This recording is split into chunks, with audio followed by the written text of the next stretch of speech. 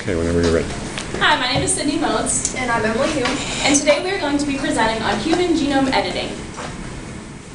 Okay, so just a quick overview of what we're going to be discussing today. We're going to be providing you guys with a brief explanation as to what actually is human genome editing, so you guys have an idea of our topic, as well as providing you our thesis statement and also talk about some of the counter arguments to our thesis statement, and then in the end we will give you a brief conclusion of our entire presentation, as well as welcome any questions or discussion after. Okay, so our thesis statement, throughout this presentation the viewers will be presented on a brief overview of genome editing, as well as noting supporting evidence throughout the presentation as to why human genome modification is ethically wrong. So before I go into actually discussing what human genome editing is, I'm going to get out a few definitions before, just for the sake of our presentation. So in regards to a human, as an embryo, as a zygote, you have all of your defining chromosomes at that point as you would today. So for just for this presentation, so whenever we say human genome editing, that encompasses zygotes, embryos, fetuses, etc. Just kind of a blanket statement for that. Because I know that's another ethical dilemma that we're not even going to discuss today. And then we're also going to be talking a lot about germline. So what is germline? Germline has to do with the reproductive cells, so any modifications to this DNA in these cells will then be passed on to future generations. So just keep that in mind too, that anytime we are discussing germline, it is potential to pass on into the future. So exactly what is genome editing? Genome editing is any modifications in DNA to cells or organisms. And there are several scientific methods that can be done to do this. So you can either add in a gene to a genome, you can remove a gene from a genome, or there's also where you can freeze the gene to make it dysfunctional so that it will no longer perform its processes. So there are just some examples of what this can be used for, just to give you guys a better idea. So before, it's been used to, they took blood from someone and modified their blood cells and then injected it back into the patient, and it was used to treat leukemia and AIDS. It's also suggested that it could potentially be used for infections such as MRSA, as well as other genetic compounds such as muscle dystrophy and hemophilia as well. Alright, so before we move on with the rest of the presentation, I'm just going to ask a couple generic questions. Feel free to raise your hand. If you want to participate, you don't have to if you don't. So who has a physical trait about them they don't like? Okay. Who would pay hundreds of thousands of dollars to have this gene changed about them? Right. So what if you have a disease such as, you have the predisposed gene for colon cancer? Would you pay hundreds of thousands of dollars to have this changed? I mean, if I had it. Okay. So what if you didn't know the risk factors about it? All right. So just keep these thoughts through your mind as we continue on with the presentation. All right. So I'm going to start off by talking about pro-genome editing beliefs. So the first one is, it talks about how it's unethical to withhold this technology from people if it could benefit them. So to relate this to class, when we talked about utilitarianism, we talked about how they were concerned with the greater good of humanity and what could benefit the most people. So a technology like this could completely eradicate diseases such as cancers, AIDS, muscular dystrophy. We're potentially saving all of these people. And so what a utilitarianism would say is that the negatives are, the positives outweigh the negatives during the use of this technology. Our next point talks about the unborn child. So if a parent, two people have sex and conceive a child naturally, that baby growing inside has absolutely no say in its genes anyway. So it doesn't really matter if the parents are picking the genes for this child, because either way it has no say. And our last one is that germline gene therapy allows for the correction of diseases for future generations. So say that a grandparent has colon cancer and they find out it's the genetic form. If you're for genome editing and we allow this to happen, we could potentially save that person's children, grandchildren, great-grandchildren from ever getting this, since it is genetic. So these are our main 3 points of why genome editing is allowed.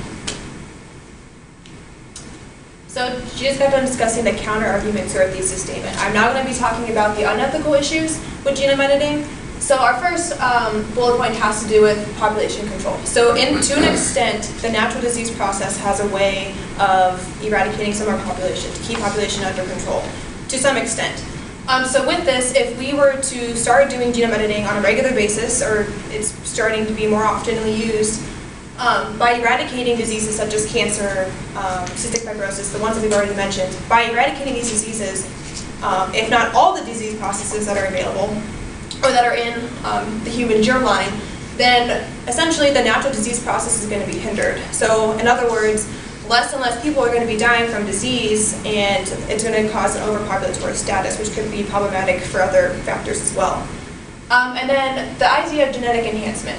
So this is the essential build a baby. So say that there's two parents that decide that they're going to have a baby and they want to choose hair color, eye color. Say they want a brown-haired baby with blue eyes, etc. So genetic enhancement has to do with specifically modifying physical traits to someone or something.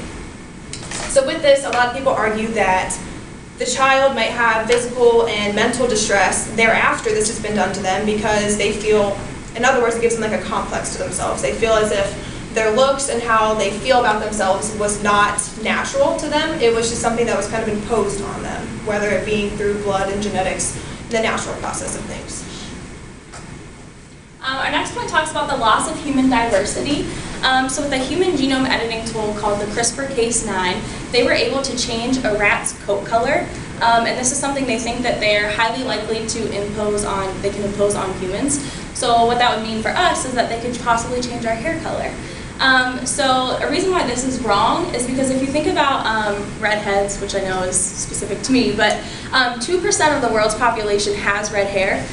So if parents started to decide, oh, I don't want my child to carry a recessive trait for red hair if it's in their germline somewhere, and they start changing this, if only 2% of the world has red hair, this is so easy for it to be eradicated, especially if it's something that keeps happening. And so if my parents were to eradicate that from me and I wouldn't have red hair, then my kid, it wouldn't be passed on. Do you see how easy it would stop? So that's the big thing about the loss of human diversity, because if we start changing and building these babies and human race to what we want it to be, we're no longer going to have the things that make us unique about each other. And my last point on the slide is strong divine command theory. So I know that most philosophers and people of ethics would dismiss strong divine command theory, but it's something we wanted to talk about because most of the people on the streets every day are not philosophers. So most people think that it's wrong to do human genome editing because it's going against what God made you look like. And if you're doing it to eradicate a disease that you have or will potentially have, you're changing the fate that God gave for you. So like I said, most philosophers and people of ethics probably will dismiss this one, but in a lot of the research, this is what we're finding of why people in general think that genome editing is wrong. Okay, so then to continue on with this, our other bullet point talks about unintentional off-target mutations. So this, specifically an article by Rodriguez talks about how the first study of embryos and genome editing happened in China. So these Chinese scientists were taking abnormal or leftover embryos from a fertility clinic, and ones that would never form into a fetus. And they were taking these embryos and they were doing modifications to them. So their goal was to eradicate this deadly gene that could be passed on throughout the germline. Their goal was to eradicate this one specific gene. However, whenever they were going and doing this, there were other modifications and mutations that were occurring to genes that they weren't even aware of. So because of this, the trial was stopped, and that caused a lot of red flags because out of the 20,000 some genes that we have, there's only so many that scientists are aware of what disease processes are related to them and which ones are actually functional with this. So that's a huge red flag because we'll talk about later, like informed consent, we don't have all the answers. And these mutations are one of the bigger factors that go towards this. And then next, kind of like what we talked about today in class about the extents of this research. So with this, a lot of the developing countries, such as America or Russia, etc., are going to have the funds for this. Whereas the developing countries or underdeveloped countries who are more poor, do not have the economic status, are going to be suffering from this. They're not even going to have the option to complete germline editing because they don't have the funds for it. And in a lot of cases that we all know that a lot of disease happens in the underdeveloped countries kind of due to this. So with this, we're going to talk about Raw's theories of justice. So He states that inequalities throughout a population are accepted as long as the lower class can benefit somehow from the upper class, or that everyone starts off with an equal opportunity to receive this technology. Well, this is not the case because the lower countries or the developing countries are not even going to have the opportunity to have this treatment for them. So therefore, they're not even going to get any benefits from it in the long run. And because this cannot be completed, it's essentially creating a super race with the developing countries who are going to be free of disease, have all these physical traits, but the developing countries are not going to have that benefit to them.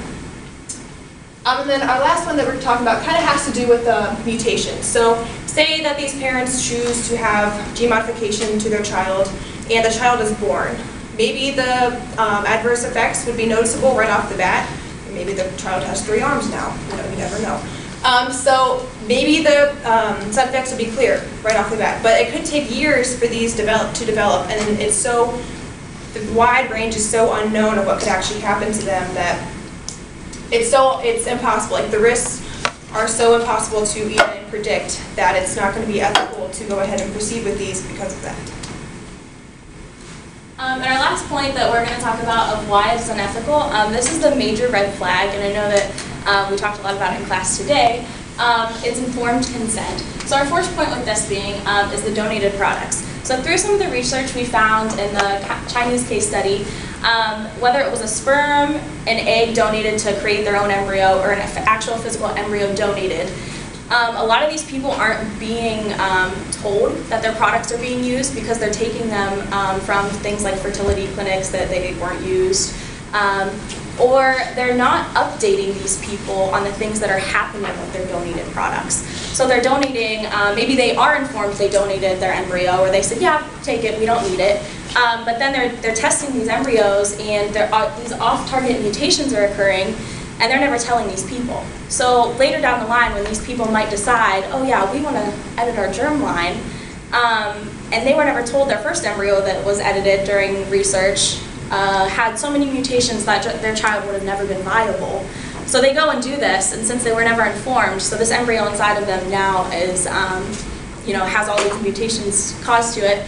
And so it's unethical because had somebody informed them of this, they probably never would have went along with having the second one done that was inserted in them. For future generations, so this one, we kind of talked about it in class a couple days ago, not today. But for future generations to consent to something, so if a parent is changing a germline of their baby inside of them, that baby has absolutely no say what is happening to them. And not only that, but it's changing it for that person's children further down the line, and they as well have no informed consent of what is happening. So the people signing the papers to make these changes aren't even the ones being affected by what's happening to these embryos or zygotes. And our last, which is like the biggest issue we have, is with the side effects. And Emily touched on this a little bit ago. But basically, she said that we have approximately 20,000 genes inside of us, and scientists only know what 3,000 of them do fully. So when we're doing these gene changes, we have no idea what's going to happen to those other however many thousand genes inside of us. So we cannot give somebody a physical paper that says, if you have genome editing done to you, these are your possible side effects, because we don't know what those side effects are. So when we take somebody in for surgery and they're having a hysterectomy, say, we can tell them, you're not going to menstruate anymore, you won't be able to have children, right? But in terms of this, we have no idea. So to hand somebody a physical paper and say, okay, this is what, this could happen, but we don't actually know what could happen. So we're giving them basically false information, or we're leaving information out. So the informed consent is definitely the biggest issue we have that backs up our thesis.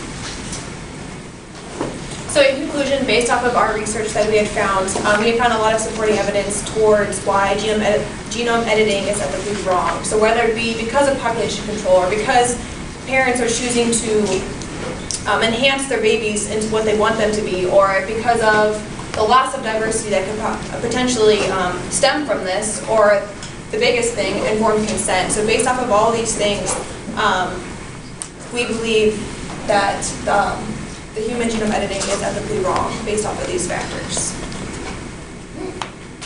And these are our references. Are there any questions?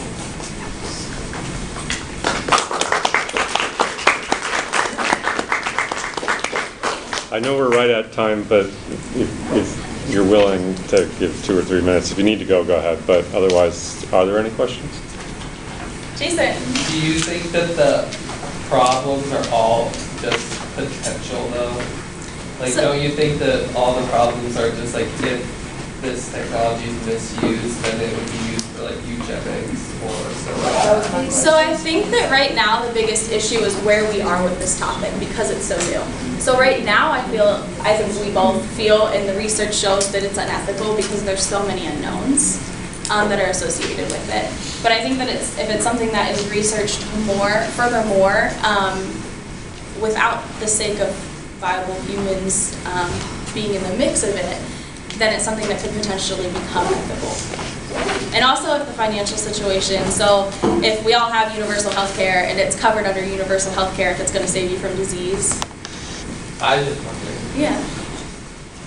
So maybe you already mentioned this, but how close are we to actually being able to do this? Like, this is not happening now in human tests. This is just in the labs. The only human test that they did was with the leukemia and the hemophilia. Okay. So they were taking, which is they were taking the blood cells out, changing the blood cells mechanisms, and then putting the blood cells back in. So they are doing it per se, but it's almost like the same thing we do with blood donation, right? We're not injecting the same exact blood components back into you. So they were successful with the blood. However, with the other cells in the body, it has not been successful. How close are they to using the CRISPR machine technologies yet on humans? Or is it just like on the rats that they're using? It's like the newest form of genome editing that they have came up with. There's claims that it's going to be less expensive, yada, yada, yada. Mostly it's just been performed on animals at this point in time, but they are trying to get to the point where it's approved to further go into human. So they're making it's like in the clinical trials as of right now, trying to get it approved to be used for embryos and etc. Great job. Yeah, that was really good. Started off. I'll ask one question. Oh, go ahead. Yeah, make sure you leave. Yeah, thank you.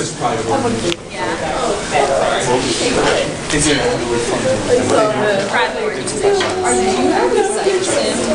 And Chinese. Instead of clinical? Will you still accept it? Okay, so I feel like you'd be able to even tweak the resolution maybe before and you wanted to. Just because I'm wearing it to this class. I'm changing my day then. Out the hallway anyways. Like, we could work on it. Right. Figure out exactly what we're going to say and see if it's long enough. Sorry. And maybe ask things. I just remember this is still going. But basically